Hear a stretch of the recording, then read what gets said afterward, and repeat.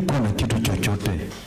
Wakati wanaweka ushuru kila mahali, nani ataamini? Wanaweka ushuru kila mahali kuona kwamba wanapata pesa waendeleze nchi. Pia ningependa kujua ushuru bandia ni kama ushuru upi ambao umesema tu sasa hivi? Kuna ushuru bandia ya.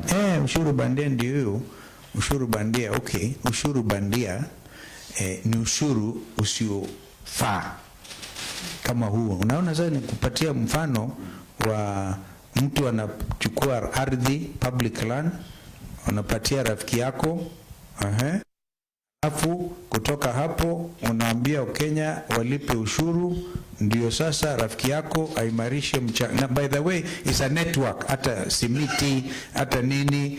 Mimi mwenyewe nilienda kotini kumtoa jamaa ambaye alikuwa Savannah Cement, mtu kutoka Ingo, kutoka Ingo, who had won the tender ya kununua kiwanda cha simiti cha Bamburi. Alright? Now what happened? Wanamshika, wanateka nyara, nilimtoa kwa jela. Jamaa ambaye ako na ukakamavu kabisa juu ya the only one of a more serious industrialist, anatoka Western Kenya. Alright? Sasa hiyo mambo ya simiti because you want to bring in cheap cement or whatever it is, all of that, what do you call that? Ni bandia kind of thing. Of course, maybe the better word is unfortunate overtaxation. That's what it is. Yani ushuru usiofaa. Ni ukweli serikali haikuwa na kitu venye wanasema, ilikuwa free kabisa. Nani anaamini hiyo? Wewe unaamini? Mimi siamini. Wanasema alikuwa hakuna kitu. Sema kila mahali ilikuwa imepoa. Hiyo wamkusanya yote. By the way, wa Kenya pengine wangewasamehe kama wangesema tangu tuchukue miaka miwili hii, right?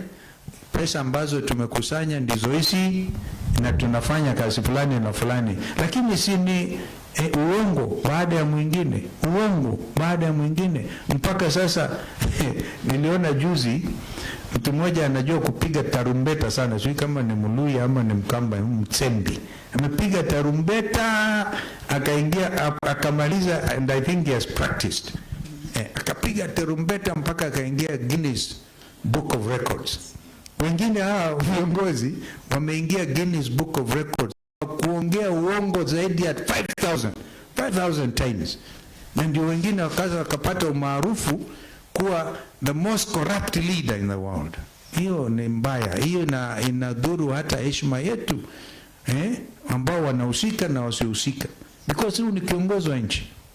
Mheshimiwa, huoni nyinyi mtakapochukua uongozi iwapo